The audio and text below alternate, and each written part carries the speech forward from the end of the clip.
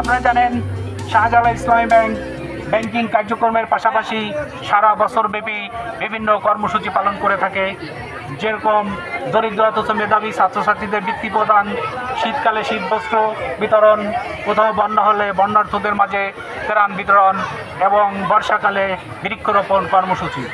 তারই ধারাবাহিকতায় আজকে আমরা এসেছি এখানে দুইটি স্কুলের মাঝে বাচ্চাদের মাঝে বিভিন্ন প্রকার গাছ, যেরকম ফলজ, বনজ, ঔষধি নানা প্রকারের গাছ আমরা বিতরণ করতে আসছি। একে আজাদ স্যারের কল্যাণে আমরা ফরিদপুর অঞ্চলে ব্যাপকভাবে যে কোনো বরাদ্দই বেশি পেয়ে থাকি।